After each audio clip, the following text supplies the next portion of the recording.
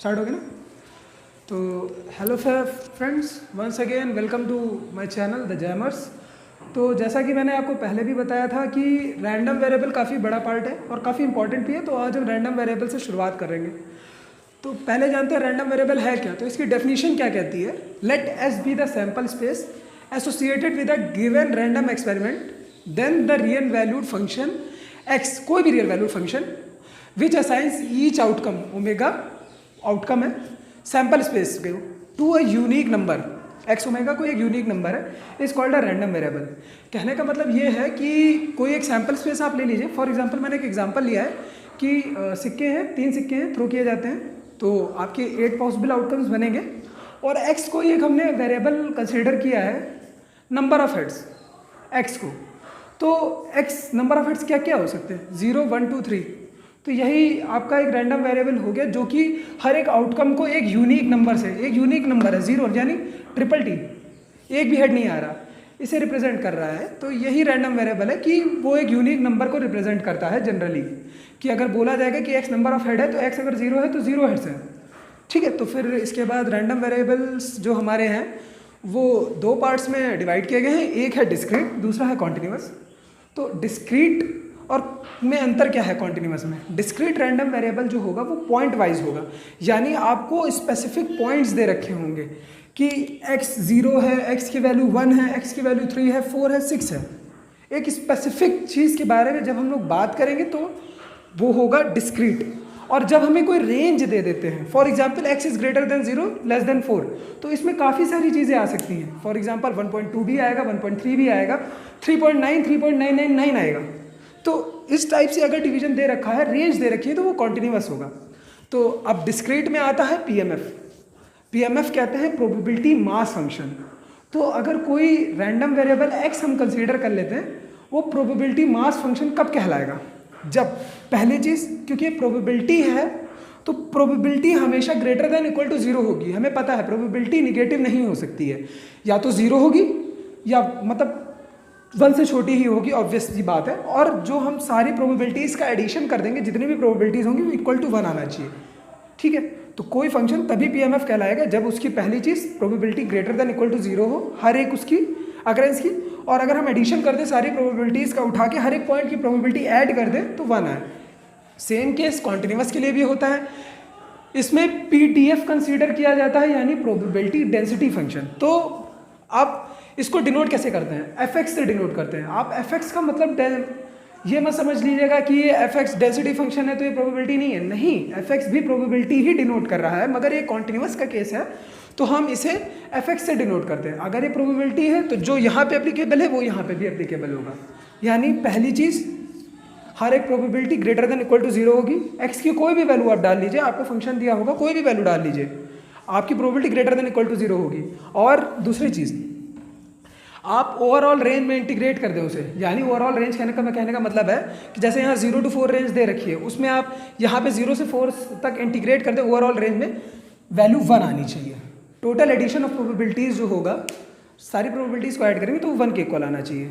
फिर आता है सीडीएफ। सीडीएफ मतलब क्यूमुलेटिव डिस्ट्रीब्यूशन फंक्शन।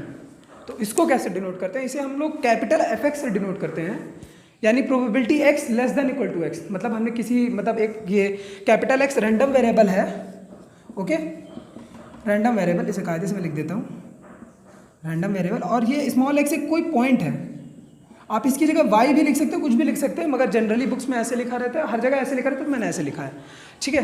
तो अगर डिस्क्रीट का केस है तो हम इसे रेंज जहाँ तक x दे रखा है, x इक्वल टू 0 से लेके, कोई भी रेंज दे रखी हो, जो भी दे रखी हो, 0 से लेके x तक की इंटीग्रेट करेंगे, जो भी रेंज दे रखी है dx, CDF हमें मिल जाएगा, ओके। और अगर कॉन्टिन्यूस है तो -∞ से लेके x तक इंटीग्रेट कर देंगे, हमको CDF मिल जाएगा। तो अब CDF की कुछ प्रॉपर्टीज़ होती हैं और ये प्रॉपर्टीज़ मुझे लगता है बहुत ही ज़्यादा इंपॉर्टेंट है, आपको इनके बारे में पता होना चाहिए। मैंने पहले से ही लिख रखा है, देख सकते हैं, ठीक है। तो प्रॉपर्टीज़ पहले हम डिस्क्रीट के बारे में जानेंगे। डिस्क्रीट सीडीएफ की प्रॉपर्टीज़ क्या है। पहली चीज़ ये, आपको इस नोटेशन को बहुत ही मतलब कायदे से ध्यान में रखना होगा, क्योंकि एक तरफ यहाँ पे इक्वल टू लगा हुआ है, एक तरफ नहीं लगा हुआ है। डिस्क्रीट के केस में क्या होता है कि हम पॉइंट वाइज कंसीडर कर रहे हैं तो हम एक एक पॉइंट कंसीडर करते हैं। ओके, तो ये हमारे लिए बहुत इंपॉर्टेंट हो जाता है। जब कॉन्टिन्यूस का केस होता है तो कॉन्टिन्यूस के केस में पॉइंट पे प्रोबेबिलिटी 0 होती है, क्योंकि वो एक कॉन्टिन्यूस केस है। हम इंटीग्रेशन क्या समझाता है, इंटीग्रेशन क्या देता है, अगर हम किसी चीज़ को इंटीग्रेट करते हैं एक रेंज में स्पेसिफिक, तो हमने 12th का बेसिक कॉन्सेप्ट आपने पढ़ा होगा, तो इंटीग्रेशन आपको एरिया अंडर द कर्व देता है। और अगर आप कोई एक स्पेसिफिक पॉइंट ले लोगे तो पॉइंट पे तो एरिया 0 ही होगा ना, क्या एरिया हो सकता है, कुछ नहीं। इसी वजह से हमको ये साइन हमेशा याद रखना है, एक्स ग्रेटर देन ए, यानी लेफ्ट हैंड साइड से greater than A, less than equal to B right hand side से, तब हमारा F B minus F A होगा ये। ओके, कैपिटल एफ बी है, कैपिटल एफ ए। तो इसको याद रखने के लिए मैंने कुछ ऐसे तैयार किया है इसको, ये आप देख सकते हैं। कोई 2 पॉइंट्स ले लिए हमने, ठीक है, तो ये ए है, ये बी है, तो इतना जो एरिया है X greater than A less than equal to B, इसको मैं गाढ़ा कर दे रहा हूँ, ठीक है। और इससे ए के पहले वाला जो एरिया है, ए पॉइंट के पहले वाला जो एरिया है वो लेस देन इक्वल टू ही तो आएगा। और अगर आप इस पूरे को बी के पहले तक के एरिया को देख लिए तो वो x less than equal to b ही तो रहेगा। और ये पूरा लिखा हुआ है 5, एग्जाम्पल ले लीजिए, ये 5 लिखा हुआ है, 3 लिखा हुआ है, ये 2 लिखा हुआ है, तो हम 5 इज इक्वल टू 3 + 2 लिख सकते हैं ना। यही मैंने यहाँ पे लिख के दिखाया, X less than equal to B, इसका एडिशन और इसका एडिशन, एडिशन हम इसमें लेते हैं तो यूनियन को कंसीडर करते हैं। यूनियन लिया हमने, प्रोबेबिलिटी आप लेंगे, इधर उधर थोड़ा बहुत करेंगे क्योंकि ये इवेंट्स इंडिपेंडेंट है, तो आप इधर उधर जब करेंगे तो यही चीज़ आपको मिल जाएगी। ठीक, मैं चाहता हूँ कि मैंने आपको ये चीज़ लिख के दिखाई है, मैं आपको एक और चीज़ लिख के दिखाता हूँ रब करके, ये आप ध्यान रखिएगा। हाँ, पॉज कर दो। ये आप ध्यान रखिएगा थोड़ा, मैं आपको एक और चीज़ एक बार लिख के दिखाता हूँ। इसके काफ़ी फॉर्म्स अलग अलग चेंज करके आते हैं, इसके काफ़ी चेंज होके फॉर्म आते हैं। जैसे एक फॉर्म मैंने आपको ये वाला लिख के दिखाया है, X greater than A less than equal to B, ये है F B minus F A. अब डिस्क्रीट का हम केस ले रहे हैं ना, तो इस वजह से अगर हमने ऐसे लगा दिया X greater than equal to A less than B, तब क्या होगा, probability X greater than equal to A less than equal to B, तब क्या होगा, probability X greater than A less than B, तब क्या होगा। मैं आपको एक लिख के दिखाऊंगा, ये वाला मैं चाहता हूँ कि आप ये दोनों अपने आप अटेम्प्ट करें, आप खुद अटेम्प्ट करिए ये। तो ये देखिए, पहले हम यही लिख लेंगे F B minus F A, फिर देखिए इसमें लिखा हुआ है यहाँ पे इक्वल टू बी है तो कुछ नहीं हुआ है, ठीक है, यहाँ पे इक्वल टू बी है तब कुछ नहीं हुआ है, मगर यहाँ पे इक्वल टू नहीं लगा हुआ है, यानी हम इसकी प्रोबेबिलिटी को घटा देंगे, यानी इस पॉइंट की probability X equal to B minus कर दी, और यहाँ पे इक्वल टू ए लिखा हुआ है, यानी इसकी प्रोबेबिलिटी ऐड हो जाएगी। सिमिलरली ही ये दोनों केसेस आप अपने आप कर सकते हैं, ट्राई कीजिएगा, अगर नहीं आएगा तो मैं बताऊंगा। इसकी दूसरी प्रॉपर्टी है एफ ऑफ माइनस इन्फिनिटी, यानी आप अगर लेफ्ट हैंड साइड की तरफ जाते जाए माइनस इन्फिनिटी 0 होता है, प्लस इन्फिनिटी 1 होता है, ये प्रॉपर्टी है आपकी।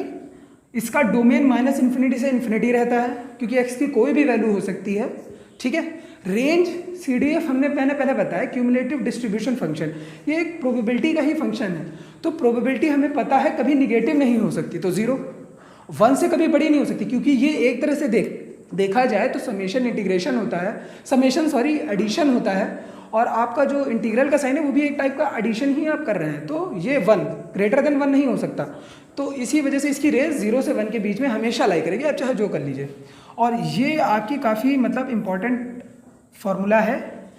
डिस्क्रीट के केस में किसी भी पॉइंट आपको अगर CDF दे रखा है, आपको किसी पॉइंट की प्रोबेबिलिटी पता करनी है, यानी प्रोबेबिलिटी एक्स इक्वल टू ए किसी पॉइंट की पता करनी, तो आप उस पॉइंट का CDF ले लीजिए और उससे एक पहले पॉइंट वाला, उससे एक पहले पे क्या लाई कर रहा है उसको सब्ट्रैक्ट कर दीजिए, आ जाएगा। मैं एग्जाम्पल के तौर पे ले लेता हूँ 0 1 2 3, ठीक है, एफ एक्स हो गया 1/15 3/15 और कुछ भी ले लिए, चलिए। तो हमें प्रोबेबिलिटी एक्स इक्वल टू 0 पे निकालनी होगी, तो हम क्या करेंगे, F of 0 minus F of 0 minus आप करेंगे, ओके। तो ये 1/15 और इधर से 0 से पहले क्या है 0, तो 1/15 है। आप प्रोबेबिलिटी x इक्वल टू 2 पे x इक्वल टू 1 पे निकालना चाहते हैं, तो f ऑफ 1 रखिए और 1 से पहले क्या है 0 है, तो 3 माइनस 1/15 2/15, ऐसे ही आप 2 के लिए निकाल सकते हैं, 3 के लिए निकाल सकते हैं, ये आप कर सकते हैं आराम से, ये काफ़ी छोटी चीज़ थी, मैंने आपको बताई है, ठीक है। और अगर एफ वाई, कोई एफ वाई है तो एक फंक्शन ही ना, ये monotonically decreasing non decreasing function है, so that x less than y है, एक्स ये दोनों रैंडम वेरिएबल्स हैं, तो ये जो एफ एक्स होगा वो हमेशा less than equal to F Y होगा। छठी प्रॉपर्टी है इसकी, ये हमेशा राइट हैंड साइड कॉन्टिन्यूस रहता है, यानी uh limit X tending to A plus F X is equal to F A. ये ऐसे नहीं समझ में आएगा, मैं जब आपको क्वेश्चन कराऊंगा तो आपको समझ में आएगा। और सातवीं प्रॉपर्टी मुझे लगता है इतनी इंपॉर्टेंट नहीं है, मगर मैं आपको ऐसे बता दे रहा हूँ, CDF का, डिस्क्रीट CDF का जब आप ग्राफ प्लॉट करते हैं तो वो एक ग्रेटेस्ट इंटीजर फंक्शन की तरह